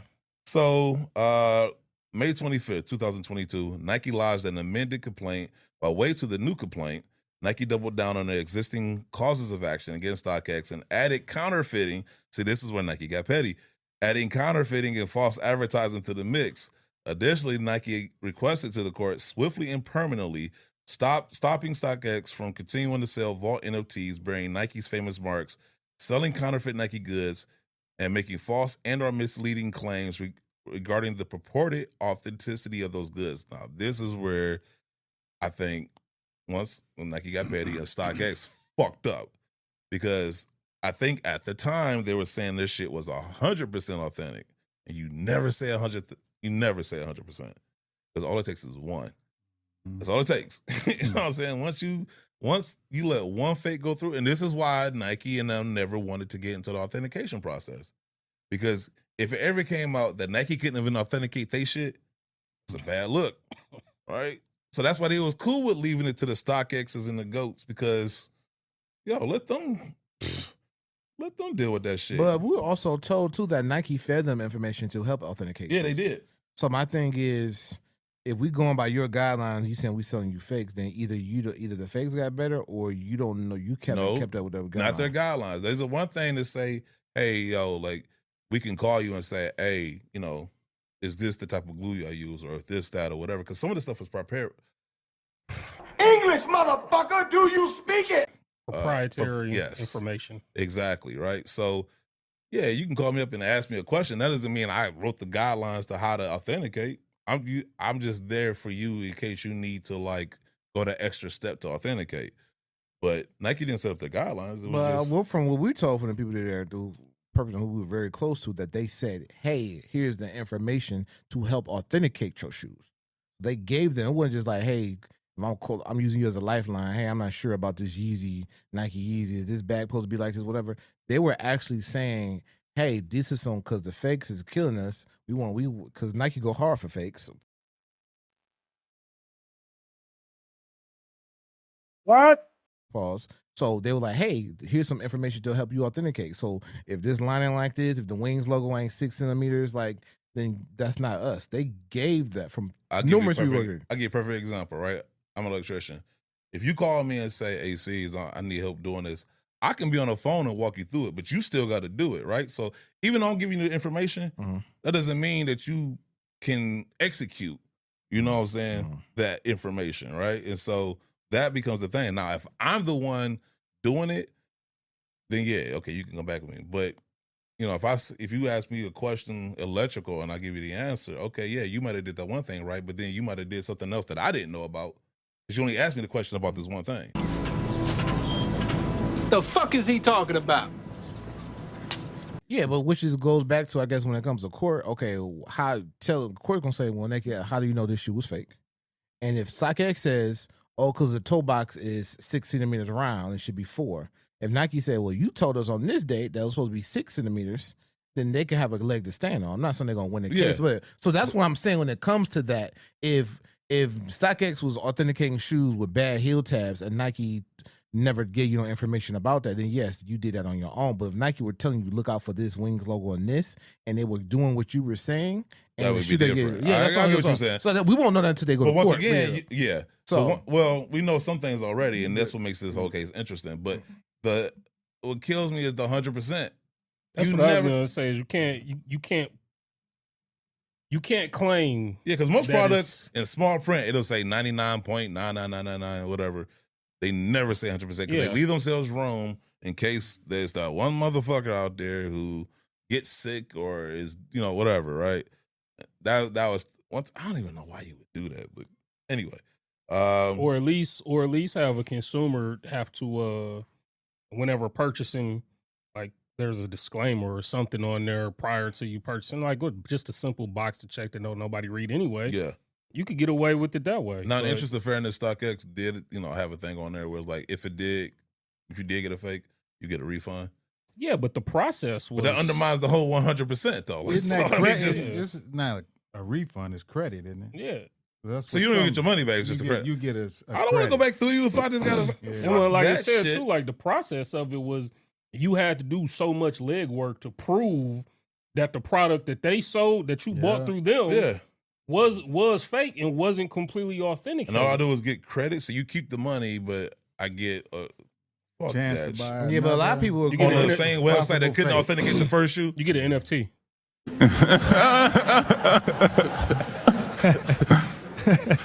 They hire people off the street and train to authenticate shoes. Yes, that's why I never understood why eBay wanted to get in that shit, because I'm like, yo, you just open up a whole can of worms. And then the other thing would be like, yeah, Nike can give you some form of a guideline, but it's almost like what I always equate that back to is like when I worked at AT&T, we used to have like people from Apple come and show us different things with Apple products because we had to rely on them because we couldn't we didn't readily have that information in front of us because Apple, again, they were so strict with how they kept that information. It could be the same thing even with that. Like if StockX never had somebody specifically from Nike come and show or train those individuals, then they more than likely it comes down to execution. Like, I can give you a script and I can give Denzel Washington a script. He's going to read it better. It's the same script. Shit, I bet you I read it better. He's going to execute. Okay. I guarantee it. See, I dropped one of his lines. I guarantee it. Wow. June 6, 2022, in answer to Nike's amended complaint, StockX denied the bulk of the claims. Of course they did. The Nike had lodged against them, asserting that the amended complaint is nothing more than a failed attempt to bolster their still meritless claims. In addition to arguing that they're lawfully using NFTs to allow users to more efficiently transact in authentic goods, StockX maintained that Nike's suit was little more than an anti-competitive attempt by Nike to stifle the secondary market, hurt consumers, and an affront to the entire resale market. Now, once again, this is such a dumbass claim to make from StockX because, once again, we all know Nike benefited from it because there was intrinsic value in the resale market that was added on to their shit, right? Because if you see they shit go for $1,000, then it's like, oh shit, they shit is in demand. Oh, that shit is hot right now. Okay, cool. I want it now, right? Especially in this popcorn ass generation. So, to sit there and say that Nike wanted to stifle the secondary, wow, they was benefiting from it. Only reason they went after your authentication because they decided to get petty. Okay, cool. We asked you to stop the NFTs. You said go fuck yourself. Okay, cool. We gonna come after your authentication process because we have a reason to believe. Because I don't know if they had the information at the time, but. Reason to believe y'all might not, once again, you said 100%. All we need is we gotta find one shoe. I find out about that is that word on the street is Nike stopped their, when they had that used shoe section, the lightly used shoe section. Nike? The store, on their website and stuff, that people were buying those shoes, then swapping them out for fakes and returning them. And they got so many that Nike had to stop it because people now were buying real shoes and returning fakes. So it's just like, but the people at the register. Oh, I heard that before. Yeah, people at the register couldn't authenticate. So StockX like, you won't blaming us for authenticating when you couldn't authenticate shoes on your own. But there was no training, like, you know what I'm saying? So I can understand if you somebody had to work at the register. But you know what I'm saying? Like, if you accept the returns, that's a horrible business for a brand to not. That's what I'm saying. That's why they never wanted to get into it. Because the obvious question, because this is $1 billion business, right? So it's like, shit, you would think, okay, Nike would want to get into that. No, because now you said you open up a whole can of worms because if you can't authenticate your own shit, it's a bad look, right? Plus, even with that counterclaim in the lawsuit, they only named StockX. eBay isn't You know why? Because eBay didn't try to make NFTs. Goat didn't try to make NFTs. Only dumbass. They were mad about the NFTs and they called themselves being petty by calling them out as a counterfeit. So that's what that really is. Which is why StockX said this really ain't about that. It's really about this. But you just dragging it with this to make it more than what it is. But when you say 100%, you kind of giving them the ammunition. You set yourself up for it. Like you the dumbass that decided to the NFTs. Like you don't see nobody else trying to do that shit but you. He ain't lying. Okay, cool. And then especially if you've always claimed to be 100% prior to possibly reaching out to Nike to be able to help you authenticate some of their products. I could just imagine Nike lawyers just rubbing their hands together like Birdman. Just like, oh, word? Okay, cool. We about to get real petty with y'all. You know, 100, because all we need is one shoe, right? And that's what leads, we'll keep on going. November 5th, 2024. StockX was looking to escape some of the claims lodged against them by Nike in a motion for partial summary judgment that was originally filed in August and unsealed in November. StockX was looking to escape the false advertising claims waged against them by Nike. Among other things, StockX argued that Nike had failed to put together any evidence showing that the authentication and advertising practices misled consumers or harmed Nike. November 12th, 2024. In a pair of newly unsealed filings, Nike urged the court to hand them an early victory on the willful counterfeiting and false advertising claims that they had waged against StockX. According to the motion for partial summary judgment and corresponding memos of support were originally filed in August, Nike alleged that those causes of action were ripe for summary adjudication because StockX admitted the predicate facts establishing these claims. In particular, Nike argued that StockX had admitted that they had received, examined, and advertised as 100% authentic. Your Honor, I object! And why is that, Mr. Reed? Because it's devastating to my case! Overruled. Good call! I mean, black and white. And distributed counterfeit Nike footwear, and StockX admitted that they knew that the authenticity claims were false per Nike and yet continued to promote them. That's where they fucked up. I mean, besides doing the NFTs. That's where they fucked up. Like I said, I'd be the first one to tell you, yeah, they're being petty, but think about it from this. If you doing NFTs off our shit and we checking you on it and you like give us the middle finger, oh yeah, I'm gonna find, you know what I'm saying? It'd be the same thing as think about like when Pusha T, all right, cool, you want to diss me? Okay, I'm gonna bring up the son that you ain't taking care of. God damn. Like, you know what I'm saying? It's like, you know what I'm saying? Like it's petty, but it's true. You know what I'm saying? So I can't be mad at Nike for that shit. Like honestly, I would have did the same shit. March 4th, 2025, StockX must face Nike's claims of trademark infringement and false advertising claims Judge Valerie Caproni found, stating that the issues are to be decided by a jury. In a win for Nike, the court granted summary judgment on its counterfeiting claims, holding that StockX is liable for selling 37 pairs of counterfeit sneakers, 4 pairs to investigators employed by Nike, and the rest to a StockX customer named Roy Kim. Now, here's the thing. Damn, StockX. Put my man's name in there? Yep. Here's the thing about StockX, though, because let me read there. I really do want to. What was their response? Their response into this, because that was the interesting thing about this whole thing to me, was the fact that Nike was like, okay, we got a win, right? As far as the counterfeit thing, because they found 33 pairs. StockX attitude was like, oh, that's only so many. We do millions of pairs of shoes, and that's only such and such percentage. But it's like, that's the shoes that they found. Like, of course, they're not going to go through all 10 billion pairs of shoes that go through the platform. Just out of the handful that they selected, this is how many they found. So Lord knows how many more. But like I said, when you say 100%, all you need is one. Mm-hmm. They found 33. StockX could have flipped like, if you have a problem with our authentication products, we're more likely like to partner with you. You can come to our facilities and help us authenticate or see where we have shortcomings at. I mean, but that would require them to settle the lawsuit. Mm-hmm. That Nike ain't about to do you no favors. He ain't lying. You know what I'm saying? But counterfeit shoes going out does hurt Nike in a bit. So yeah, it's hurting me more, but it still would affect. But you know what though? Fuck you. There's still GOAT. There's still eBay. You know what I'm saying? Like, we ain't got to work with you. We can just work with them. Which didn't they start working with? I don't know. I know they started working with the government.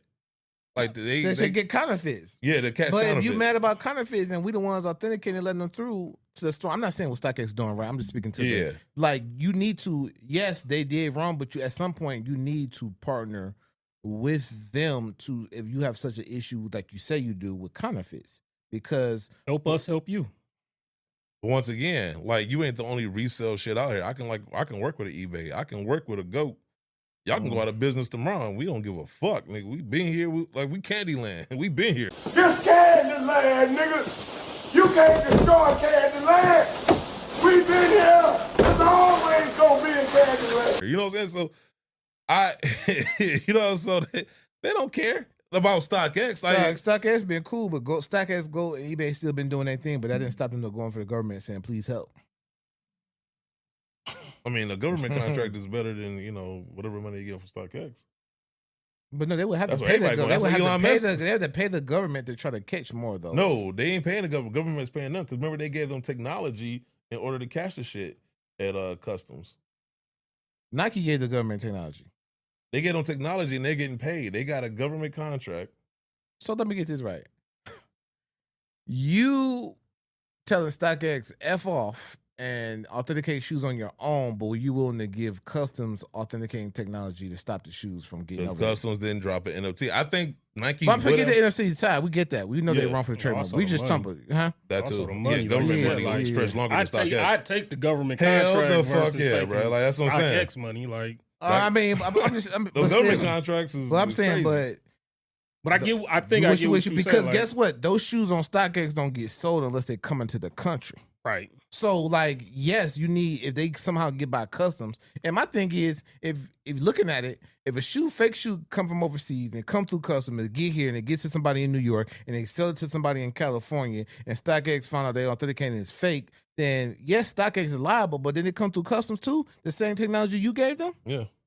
So that's another way they can look at, like, how most of these fake shoes come from overseas. So if it came through here through customs, how you knocking us for something that you gave another organization authentication technology for, and they still couldn't detect it? But that's not the argument. No. I'm saying, I get what you're saying. I'm saying, like, for them to address that part. They arguing off the lingo. I get that part, but it's like they could countersue that right, if they wanted to. Like, they really no way couldn't. out in the trademark thing. There's no way out. StockX, I mean, they have no leg to stand on because I can't go to court and say, well, that guy got caught stealing and he got away with it, so I should get away with it too. No. My thing is, if you're blaming me for not being able to authenticate your proper shoes correctly. But the government is not saying this is, once again, StockX said 100%. And so now they gave Nike the ammunition to fuck with their business. I'm saying off the wordage, yes, Nike's has a legality right to go at them. I'm speaking Nike would have never went after, because like I said, you don't see them going after eBay or Go. They only going after StockX for one reason, the whole NFT thing. And then once StockX didn't back down on the NFT thing, that's when Nike said, okay, cool, we're going to get you where it hurts. Your whole business is predicated on your reputation and your ability to authenticate shoes. If we can undermine that, we can undermine your business. But what's crazy is as you feel, they feel as being not petty wars, but it's hardly petty wars. Oh, it's petty. But if GOAT is allowing more, say hypothetically, if GOAT is allowing more fake shoes than through StockX, you arguing with him while these other brands are flooding the market with fakes. But see, once again, I don't think that you allowed to come into the country because they ain't doing Nike NFTs. cares So about now everybody counterfeit. know is we can get these fakes through as long as we do NFTs. I think Nike cares about counterfeits, but I think they also know that you're never really gonna stop them, right? Just like you're never gonna stop drugs from coming in, right? But that was a wrong analogy. God damn it. I listen, I own that one. I own that was a self-inflicted one. Told you that we won't stop. Point is that's a big flex. Hey, That's a big flex. King Kong ain't got shit on it. Listen, if Robert Fisk came out of him, that's she ain't getting stopping shit over here. Here's the thing. I don't care about your trade wars, your embargoes, your sanctions. I ain't gonna lie, I'm getting cooked. Here's the thing. I think Nike ain't stupid, right? I mean, they can be sometimes, but they're not stupid when it comes to this shit. They know exactly. They know you want to mitigate the amount because you're never going to eliminate crime across the board. You can mitigate it, but you're never going to stop it, right? Damn, man, you really are. No, I'm just for you. Look, I'm having a real conversation. Look. I thought you was a Batman fan. The fact that you never stopped crime is crazy. He ain't never stopped. Those motherfuckers kept breaking out and doing the same shit. But he how many times he had to fight the Joker? But Batman feels like he could stop crime though. He didn't. Point is that I think once again, once you understand why Nike went after them the way they did, like I said, it was all over the NFT shit. And StockX should never fucking cross that line with them. Because they had no leg to stand on to begin with. So why even go there? You know what I'm saying? Because now you giving them the ammunition. Because once you say, because I mean, they can come after you with the accusations all day. But in court where words matter, right? When you say 100%, like I said, all it takes is one shoe. They found 33. You know what I'm saying? So now that's why they won that part of the lawsuit. Because they were able to find that, hey, your shit ain't 100%. So you know what? That's on you, buddy. Sorry. You know what I'm saying? Like nobody Well, told StockX, I gotta see because what you can do is I can order, prime example, if you're StockX, right? If I was gonna be like, I could order a shoe from you, then take a fake and swap it out with the same barcode, same size and everything, and you would return it back to you and say, hey, you sold me a fake. Don't matter. You said 100%. But but also you got to prove that was the shoe that it's gonna be hard. Like that's no, because the box is what you. I mean, the shoes. I don't know. No, I'm telling you, there's people who've done it. People told me who said they went to stores and done it, which is Nike got caught, had to deal with that. So StockX is gonna say you want to prove to me, that box came from us, but did that shoe? How can you prove under in that fairness shoe? though? No, in fairness, and trial's gonna be interesting. That's what I'm saying. No, I was gonna say, but in fairness though, somebody behind the counter is not the same as an authenticator, right? Like their job is to scan shit, cashiers. They basically cashiers, right? So so they're not gonna properly because they're not thinking about that's not their job. Like they're not thinking about authenticating. They're not like homegirl from eBay. Exactly, right? So now if Nike was to be like, okay, cool, we're gonna go through the process of teaching y'all how to authenticate, then that'd be different, right? So you catching unsuspecting cashiers. You know what I'm saying? They're not even in the mindset of authenticating the shit. You know what I'm saying? It's just like, okay, scan, boom, boom, boom, right? That's what they thinking about. So I can see how that would slip in those cases. So I can't necessarily hold that against them because they're not thinking about authenticating your shit. They didn't think they had to in that moment, right? Like I said, it's a cashier. It's some girl, some. Yeah, but I mean, you could say the same thing about an authenticator because that's their job. Your job is authenticator, not cashier. I understand. But as a manager, we tell our cashiers, look at the shoe, make sure, we tell them some level of, hey, don't just take anything back. Some level, but they're not going to sit there and go through it. And I mean, I could go over some other shit, like how there was a rumor that, they had 55 seconds. Yeah. You know what I'm saying? So it's like, how much authenticating can you do? And you're human, right? You working 8 hours, I'm pretty sure about hour 6 or 7, you're not as scrupulous with the shoes as you were in hour 1, right? So I can. But that's why I was saying the same as how you said it's just the cashier. Yeah. Again, the authenticators, it's not like it was people that went to school for it. You know what I mean? Right, It's not like you got a degree. But it's some level of training, you know what I'm saying? At least you got some level of training as opposed to. But what is that level of training? That's a good question. I don't know if StockX is. I don't know if their level of training is prepared. What's that word again? Proprietary. There you go. I don't know if you know what I'm saying. So I don't know. You know what I'm saying? Like it didn't come out. But I do want to read StockX comment because this is what made me laugh. Was StockX? This is their official comment. We are pleased that the court denied all of Nike's claims related to false advertising. Not really. This is. I feel like StockX. When somebody be like, "What do you do?" Instead of saying janitor, you like, "I'm a trash maintenance coordinator." Like, bro, you're a janitor. Like, quit trying to jazz it up. You know what I'm saying? Custodial technician. Yeah, it's like that no, was you're a term janitor. I heard. I was like, damn, that's a bossy ass janitor. And so I think because when I say false advertising, I think they mean in reference to the NFTs and shit like that. Because obviously, if you say 100% and it's not 100%, that's false advertising. The judge also appropriately rejected Nike's allegations of willfulness as it relates to counterfeiting, a decision that serves as a testament to the significant investment StockX has made in preventing the trade of counterfeit products on our platform. Once again, like, it don't got to be willful. It just has to happen, right? Like, nobody intends to get into a car accident, but if you hit me, whether you meant to or not, you hit me. You're paying. I'm suing you. You know what I'm saying? Like, so verification has been core to StockX since our inception. We've invested millions of dollars in technology, training, and tooling. Actually, y'all didn't invest millions of dollars. Dan Gilbert did. Anyway, and we stand behind every product sold on StockX with our buyer promise. In this case, and on an ongoing basis with all our customers, we offer refunds or replacements if someone receives incorrect product. Now, here's what's funny. As soon as they got that lawsuit, they did get rid of that 100% though. The products in question in this case amount to a mere 0.0004% of the 17.8 million Nike sneakers StockX reviewed while this litigation was ongoing. Here's the thing. They didn't go through all 17.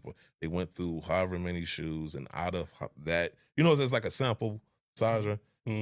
Compare that to the more than 80, was that billion or million? I guess that's $80 million of suspected counterfeit sneakers alone that StockX has prevented from being sold on our platform since launching in 2016. And that might be true, but once again, this could have all been avoided if you had just dropped the fucking NFTs. They would have had no reason to be petty with you.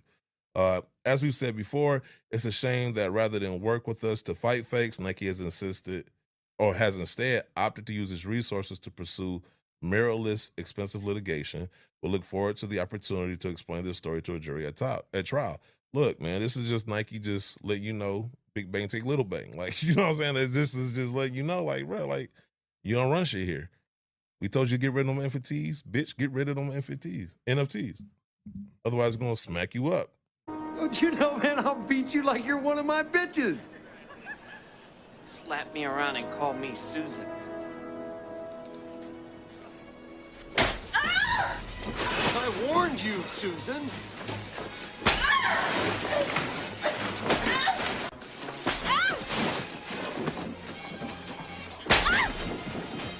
Someone should help that lady. You know what I'm saying? So There's a lot of DV in that comment. Huh? A lot of DV in that comment. I'm just saying, they coming in backhanding the smack, the fuck out of these motherfuckers. So to me, like That's I how said, you feel when somebody mess with your work.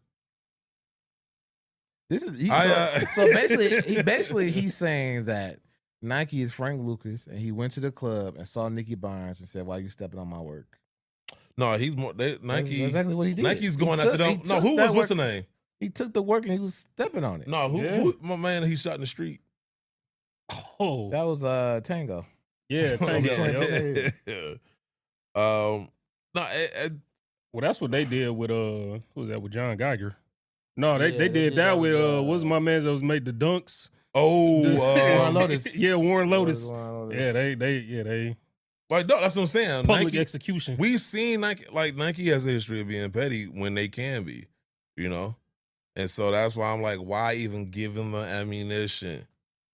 Yeah, I mean, I don't understand what was so hard about if you've got the technology, I don't think it's much technology, to create the NFTs, why not just, hey, Nike. Create your own NFTs. Or, well, hey, Nike, like, here's something that we want to partner with you to maybe help us sell. But guess what, though?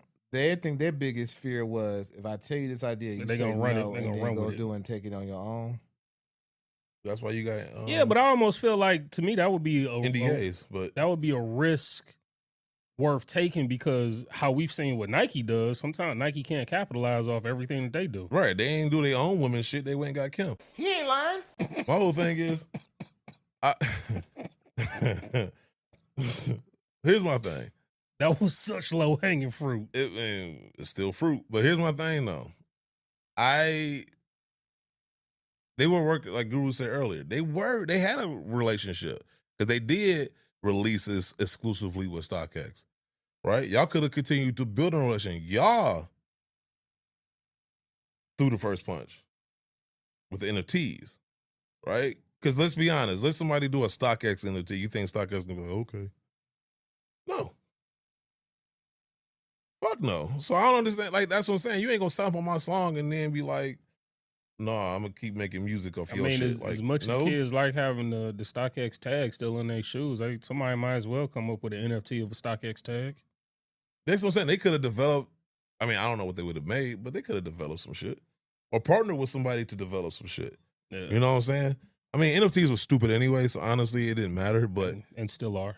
Exactly. So I mean, honestly, like, and NFTs ain't even hot like that no more. So all of this for a thing that ain't even hot no more.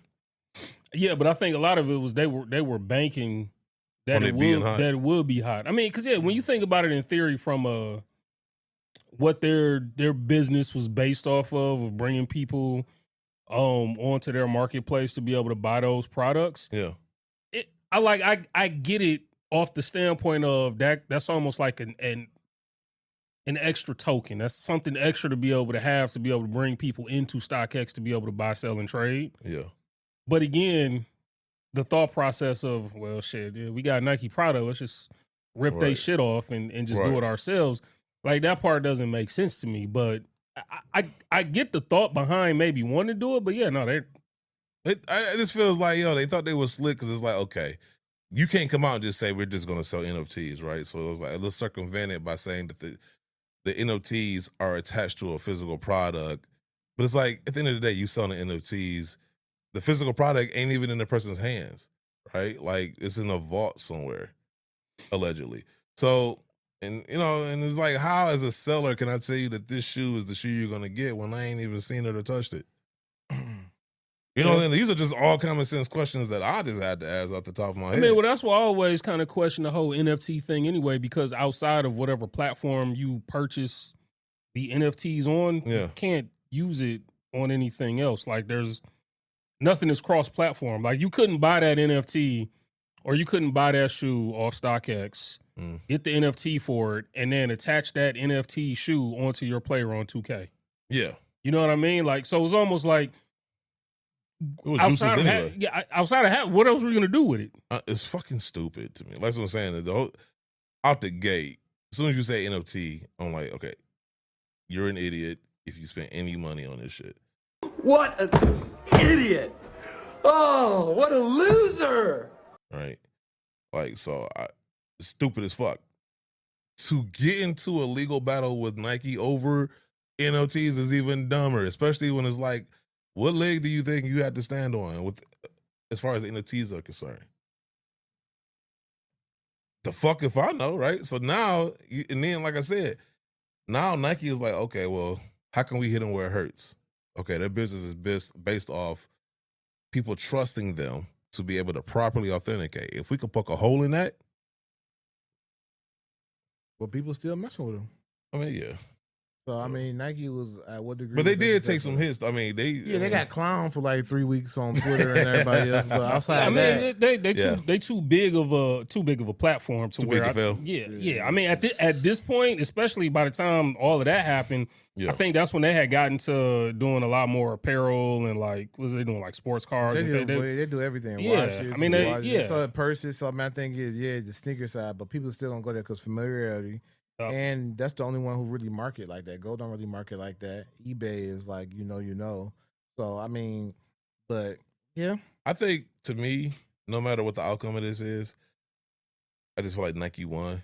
Just like, even if you just look at it from a PR point of view, like, they did what they set out to do, and it was to like hurt their reputation, which they did. Like, whether it's slightly or majorly, they put some chink in that armor. But then on top of that, like, they heard they got even with this small win with the authentication, they can always go back to that. Like, they hurt their reputation, but yet they still limit their own product and then force people to go on StockX to buy the product. Exactly.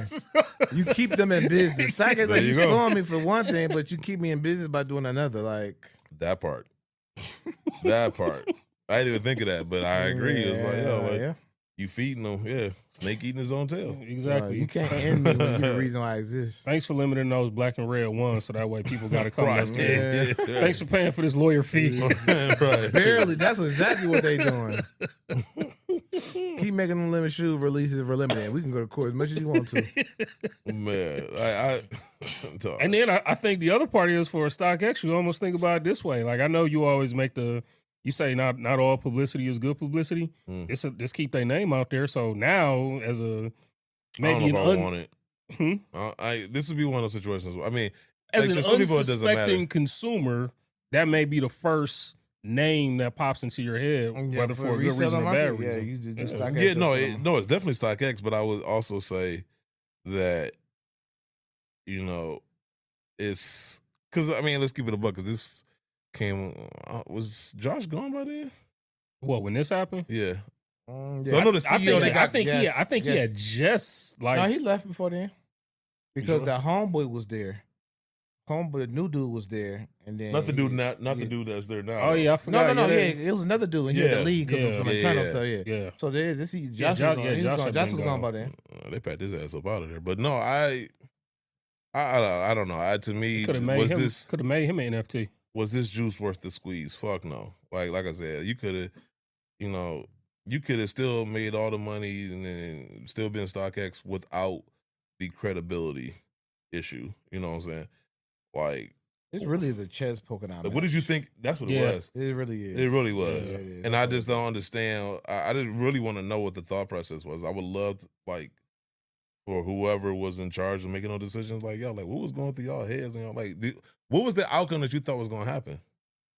How did you see yourself winning this? Because honestly, from my position, this was a lose-lose situation. You thought you was gonna keep being able to use their trademark for NFTs. But I think, and I think sometimes, because StockX is $1 billion company, obviously. Like, I think once you get into like that certain level, I think you just feel like you're invulnerable, and like you said, puffing your chest out, and like even though that's Nike, hey, we worth $1 billion too.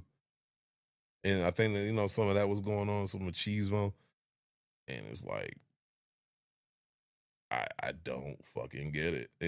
Like, I just don't understand how you saw this playing out in your favor. I just don't, And then you got little known, I don't know if it's little known or people know, but like Zendaya, what was it? Zeta Kicks or Zendaya Kicks? The guy that went. However you pronounce it. That guy roped into this somehow, whatever. We didn't get to that. It's a clusterfuck. At the end of the day, Nike got that victory. Whether it's not going to cripple StockX, but it's going to be one of those things where they kind of got to, like Drake, right? Like, once everybody found out he had a son, people was able to make the jokes. He still makes songs and people still listen to it. He's still one of the top artists in the world, but it's still that thing that people can needle him with. You know what I'm saying? And so, I think this is going to be that thing that they could this is going to be their Adonis, or is that his name, Adonis? Whereas it's like, you're still going to be $1 billion brand, but this is going to be the joke you will never escape from. I think it's most of the ghostwriting. That too. Yeah, that doesn't help. I think that's the one people always get him on. But anyway, we'll talk about it more next episode. This was episode 332? Something like that. Yeah. I think we did 333 times. And shout out to our listeners. I know, right? Shout out to our listeners, man. Like, we've been growing. There's been a huge spike. I think that's just due to consistency and getting back out there or whatever. So, especially when all four of us are in studio, like, that definitely. Well, once the stuff get posted on Jumpman's page, he got he the most famous one. Oh yeah. Yeah, he the celebrity. You. Yeah. Yeah. I'm least famous. I enjoy it. I'm the least famous. People don't even know that I exist. I'm more least famous. After this show, I don't know if I want Guru back, but no,